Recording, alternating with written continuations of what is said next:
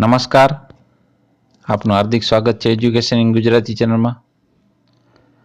આજના આપણો video police constable exam માટે અગત્યનો બની રહેશે, કારણ કે આપણે આ છે મોડલ પેપર નંબર 8, જેમાં કુલ 100 પ્રશ્નો અને એના જવાબ છે, જે તમારી આવનારી પરીક્ષા માટે અગત્યના બની રહેશે.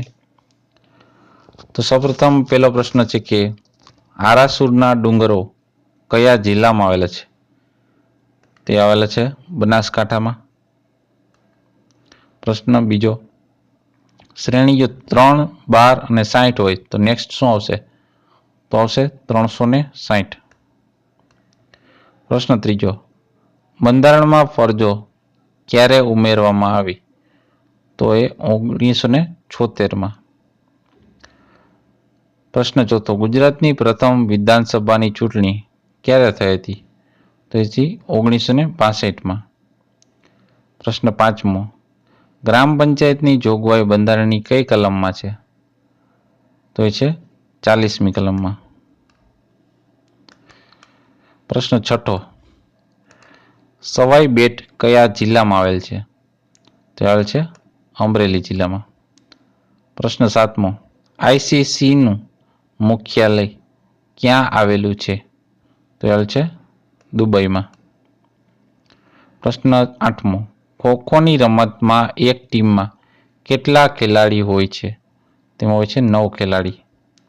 પ્રશ્ન નવમો, રવિન્દ્રનાથ ટાગોરને ક્યારે નોબેલ પ્રાઇઝ મળ્યો હતો? બરોબર, તો એમને મળ્યો હતો 1913માં.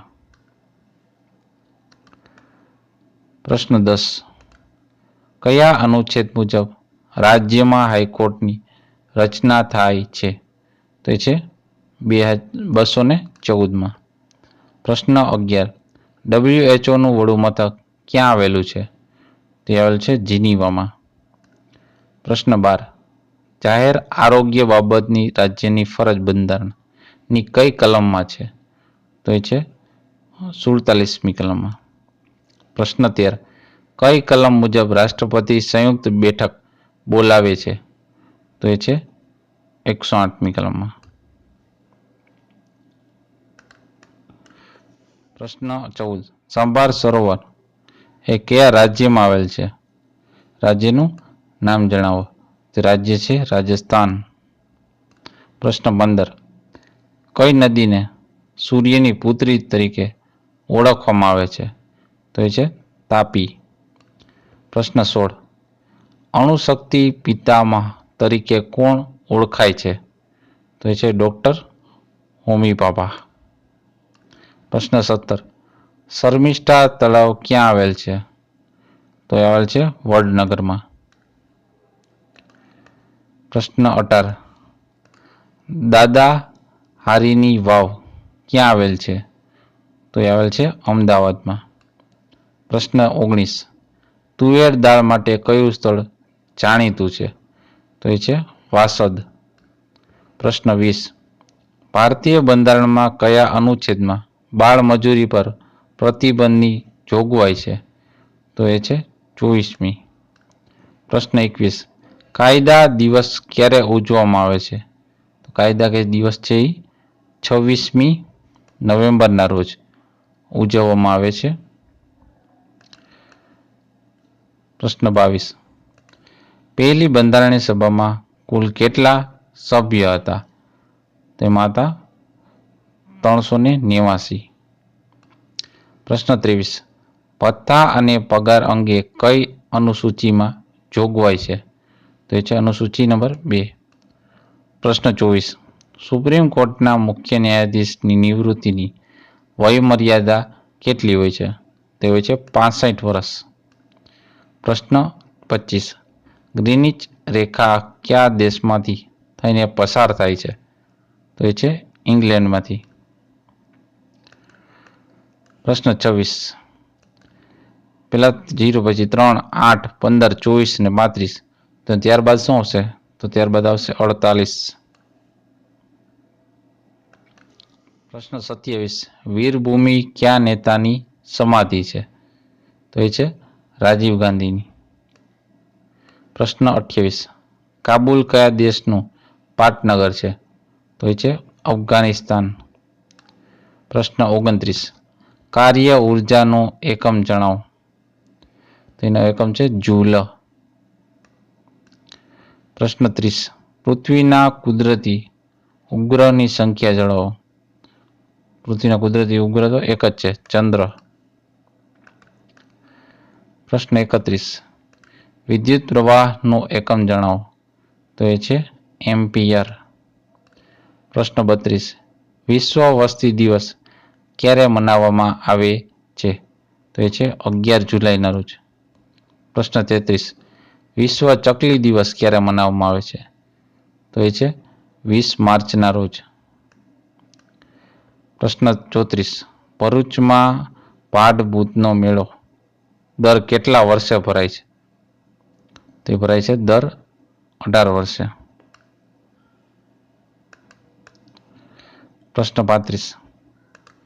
ગતિશક્તિ વડે વીજળી શક્તિમાં રૂપાંતર કરતું યંત્ર એટલે કયું? તો યંત્ર છે ડાયનેમો. પ્રશ્ન 36. આઈપીસી કઈ કલમમાં મનુષ્ય વધની જોગવાઈ છે? તો એ છે 299માં. પ્રશ્ન 37. ક્રિમિનલ પ્રોસિજર કોડ પ્રમાણે પોલીસ ધરપકડ કરેલ આરોપીના વધારેમાં વધારે કેટલા દિવસના રિમાન્ડ માગી શકે છે? વધારેમાં વધારે તો એ છે 14 દિવસના. પ્રશ્ન 38. નીચેના પૈકી કયો અનુચ્છેદ નાણાકીય કટોકટી સાથે જોડાયેલો છે? તે આવશે 360.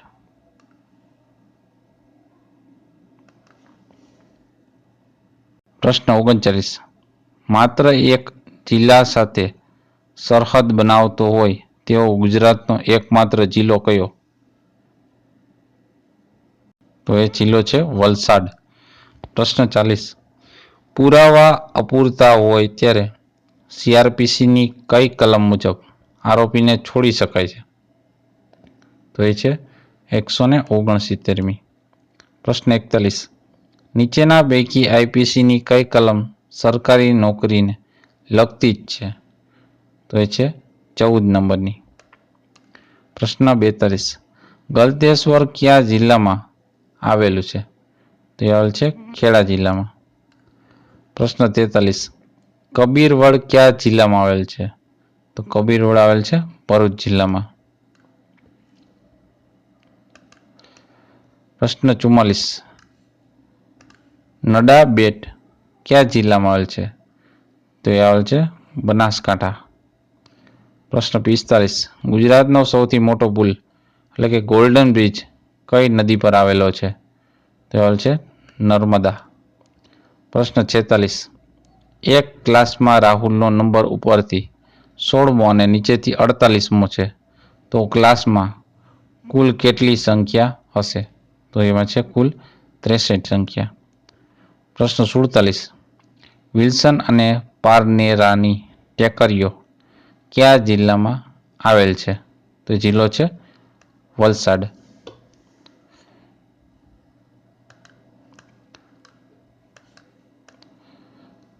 પ્રશ્ન 48.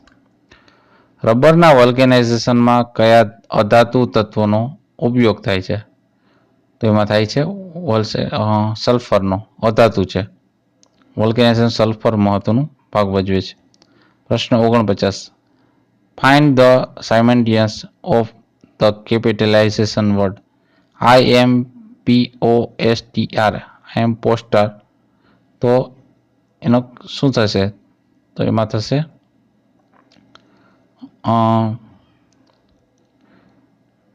ડિસીવર. બરોબર, એનો સમાનાર્થી શબ્દ. પ્રશ્ન 50. વર્લ્ડ હેરિટેજ દિવસ ક્યારે ઉજવવામાં આવે છે? તો ઉજવવામાં છે 18મી એપ્રિલના રોજ. પ્રશ્ન 51. ભારતનાટ્યમ એ કયા રાજ્યમાં વિશેષ પ્રચલિત છે? તો એ પ્રચલિત છે તમિલનાડુમાં. પ્રશ્ન 52. ભારતની સૌપ્રથમ બેંક કઈ છે? તો ભારતની સૌપ્રથમ બેંક છે બેંક ઓફ હિન્દુસ્તાન.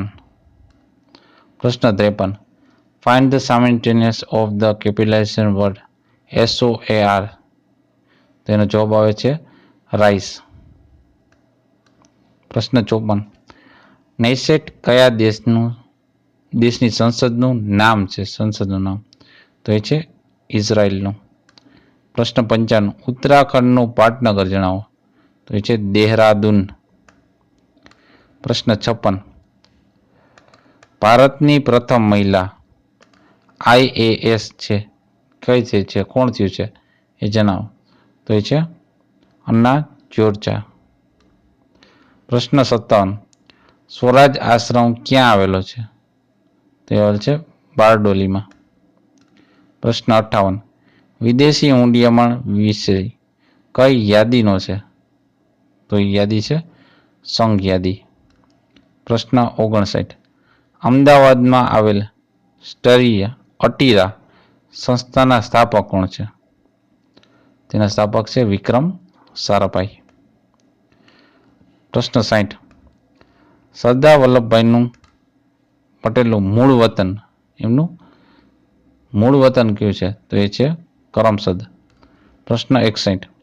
નીચેનામાંથી કયું એક દરિયા કિનારે આવેલું સ્થળ નથી તો એ છે ઈડર. પ્રશ્ન 62. નીચેનામાંથી કયું એક વિધાન ખોટું છે તો એ છે સૌથી વધુ ઠંડી નળિયામાં પડે તો કે આ સૌથી વધુ ગરમી ડીસામાં પડે અને સૌથી વધુ વરસાદ કપરાડામાં પડે. તો આપેલ વિધાન સાચા છે. આ જવાબ સાચો આવશે. પ્રશ્ન 63. ભારતીય ફોજદારી અધિનિયમ કલમ 231માં કેની જોગવાઈ કરવામાં આવેલ છે તો એમાં ખોટા સિક્કા બનાવવાની. પ્રશ્ન 64. ભારતીય ફોજદારી અધિનિયમ સિક્કાની વ્યાખ્યાની જોગવાઈ કઈ કલમમાં કરવામાં આવેલી છે 230મી કલમમાં. પ્રશ્ન 65. ભારતીય ફોજદારી અધિનિયમના કયા પ્રકરણમાં સિક્કા અને સરકારી સ્ટેમ્પ સંબંધિત ગુનાની જોગવાઈ કરવામાં આવેલ છે તો એ છે 12મી. પ્રશ્ન 66. ભારતીય રિઝર્વ બેંકની સ્થાપના ક્યારે થઈ હતી તો એ છે 1 એપ્રિલ 1935માં. પ્રશ્ન 67. ગુજરાતનું કયું સરોવર યાયાવર પક્ષીઓ માટે જાણીતું છે તો એ છે નળ સરોવર. પ્રશ્ન 68. ખાખરાના પાનમાંથી શું બનાવવામાં આવે છે તો આવે છે પડિયાને પતરાળા. પ્રશ્ન 69. બ્રહ્માંડના પ્રારંભ અને તેના વિશેના સિદ્ધાંતો કઈ થિયરી તરીકે ઓળખાય છે તો એ ઓળખાય છે બિગ બેંગ થિયરી. પ્રશ્ન 70. ભારતીય ફોજદારી ધારામાં કઈ કલમમાં કોઈ સરકારી સ્ટેમ્પ બનાવટી છે એમ જણાવવા છતાં તેનો ખરા તરીકે ઉપયોગ કરવો તેની જોગવાઈ કરવામાં આવી છે એ શેમાં જણાવ્યું છે તો એ છે 260મી કલમમાં. પ્રશ્ન 71. અમદાવાદમાં સરદાર વલ્લભભાઈ પટેલ હવાઈ મથકને ક્યારે આંતરરાષ્ટ્રીય દરજ્જો મળ્યો તો એ મળ્યું છે 26 જાન્યુઆરી અને 1991માં. પ્રશ્ન 72. વેવેલ યોજના બીજા કયા નામે ઓળખાય છે તે ઓળખાય છે સિમલા સંમેલન તરીકે. પ્રશ્ન 73. સિમલા સંમેલનમાં કોના દ્વારા પ્રસ્તાવ કરવામાં આવ્યો હતો તો એ છે લોર્ડ વેવેલ દ્વારા. પ્રશ્ન 74. નીચેની કઈ એક જોગવાઈનો સમાવેશ ક્રિપ્સ મિશન 1942માં થયો નથી તો એમાં આવે છે આપણે મુસ્લિમ લીગ. બરોબર એટલે નેક્સ્ટમાં આપણે આવશે ઓપ્શનમાં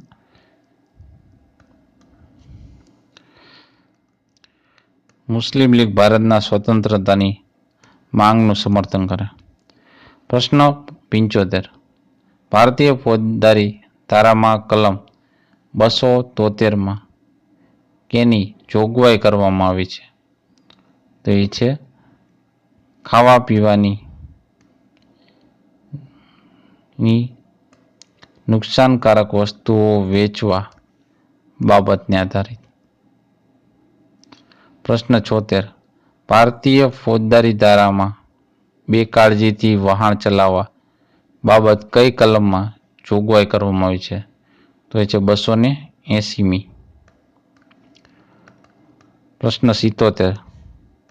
ગુરુ પૃથ્વી કરતા કદમાં કેટલા ગણો મોટો છે? તો એ છે 1400 ગણો જેટલો. પ્રશ્ન 78. શનિનો સૌથી મોટો ઉપગ્રહ કયો છે? તો એ છે ટાઇટન. પ્રશ્ન 79. મધ્ય ગુજરાતના લોકો કઈ ભાષા બોલે છે? તો એ બોલે છે ચરોતરી. પ્રશ્ન 80. શામળાજીનો મેળો ક્યારે ભરાય છે? તે ભરાય છે કાર્તિકી પૂર્ણિમાના રોજ. પ્રશ્ન 81. હિટ એન્ડ રન કેસ ભારતીય ફોજદારી ધારામાં કઈ કલમનું એક ઉદાહરણ છે? તો એ છે ઉદાહરણ છે 304ની કલમનું. પ્રશ્ન 82. ભારતીય ફોજદારી ધારામાં નીચેનામાંથી કયું એક મહાવ્યથાના ઉદાહરણ નથી? તે કોઈ પણ વ્યક્તિને લાફો મારવો એ મહાવ્યથાનું ઉદાહરણ નથી. પ્રશ્ન 83. ભારતીય ફોજદારી ધારામાં ઠગની વ્યાખ્યા કઈ કલમમાં કરવામાં આવેલ છે? તો એ છે 310 નંબરની. પ્રશ્ન 84. કોઈ વ્યક્તિ બીજી વ્યક્તિને મારી નાખવાના ઈરાદાથી ખોરાકમાં ઝેર ભેળવીને બીજી વ્યક્તિને ખાવા માટે તેના ટેબલ પર રાખે તો ભારતીય ફોજદારી ધારામાં કઈ કલમ મુજબ એમને સજા થાય છે? તો કલમ નંબર 307 પ્રમાણે. પ્રશ્ન 85. ભારતીય ફોજદારી ધારામાં કલમ 304 બમાં કેની જોગવાઈ કરવામાં આવી છે? તેમાં આવી છે દહેજ મૃત્યુની. પ્રશ્ન 86. બંધારણમાં મૂળભૂત ફરજોનો ખ્યાલ કયા દેશ પાસેથી લીધેલ છે? તો એ છે રશિયા. પ્રશ્ન 87. બંધારણમાં ભારતીય સંસદીય પદ્ધતિ કયા દેશ પાસેથી લેવામાં આવી છે? તો એ છે ઇંગ્લેન્ડ. પ્રશ્ન 88. બંધારણમાં લોકસભામાં એંગ્લો ઇન્ડિયન અને રાજ્યસભામાં સભ્યોની નિમણૂક કયા દેશ પાસેથી લેવામાં આવ્યું છે? તો એ છે આયર્લેન્ડ. પ્રશ્ન 89. બંધારણીય સ્ત્રોત સંદર્ભમાં નીચેનામાંથી કઈ એક જોડ ખોટી છે? તો ખોટી છે એ ફ્રાન્સ મૂળભૂત અધિકારો. પ્રશ્ન 90. બંધારણમાં સ્વતંત્રતા, સમાનતા અને બંધુત્વનો ખ્યાલ કયા દેશ પાસેથી લેવામાં આવેલ છે? તો લેવામાં આવેલ છે ફ્રાન્સ પાસેથી. પ્રશ્ન 91. અકીકનું રાસાયણિક નામ છે સિલિકોન ડાયોક્સાઇડ. પ્રશ્ન 92. કેલ્શિયમ સલ્ફાઇડ કોનું રાસાયણિક નામ છે? તો એ છે પ્લાસ્ટર ઓફ પેરિસનું રાસાયણિક નામ છે. પ્રશ્ન 93. CaCO3 એ કોની સંજ્ઞા છે? તો એ છે આરસની, એટલે કે કેલ્શિયમ કાર્બોનેટ. કેલ્શિયમ એટલે Ca અને કાર્બોનેટ એટલે CO3. પ્રશ્ન 94. DDTનું પૂરું નામ આપો. તો DDTનું પૂરું નામ છે ડાયક્લોરો ડિફાઇનરી ટ્રાઇક્લોરોઇથેન. બરોબર, ડાયક્લોરો પછી ડાયફિનાઇલ ટ્રાઇક્લોરોઇથેન એ DDTનું પૂરું નામ છે. પ્રશ્ન 95. એમોનિયમ ક્લોરાઇડની સંજ્ઞા જણાવો. એમોનિયમ ક્લોરાઇડની સંજ્ઞા છે NH4Cl. એમોનિયમ એટલે NH4 અને Cl એટલે ક્લોરાઇડ. પ્રશ્ન 96. ભારતની મધ્યમાંથી કયું વૃત્ત પસાર થાય છે? ભારતના મધ્યમાંથી પસાર થાય છે એ વૃત્ત છે કર્કવૃત્ત. ભારતમાંથી કીધું છે. પ્રશ્ન 97. ભારતની દક્ષિણે શું આવેલ છે? તો આવેલ છે હિન્દ મહાસાગર. પ્રશ્ન 98. ભારતની વાયવ્યમાં કયો દેશ આવેલ છે? તો એ આવેલ છે પાકિસ્તાન. પ્રશ્ન 99. વનરાજ ચાવડાની માતાનું નામ શું હતું? તો એ હતું રૂપસુંદરી. પ્રશ્ન 100. ચાવડા વંશના અંતિમ શાસક કોણ હતા? તો એ હતા સામતસિંહ. એટલે ઓપ્શન આવશે ડી. ચાવડા વંશના અંતિમ શાસક હતા સામતસિંહ. તો આ હતા ગુજરાત પોલીસની એક્ઝામ માટે અગત્યના 100 પ્રશ્નનું મોડલ પેપર. જોતા રહો એજ્યુકેશન ગુજરાતી અને શીખતા રહો. Thank you. આભાર.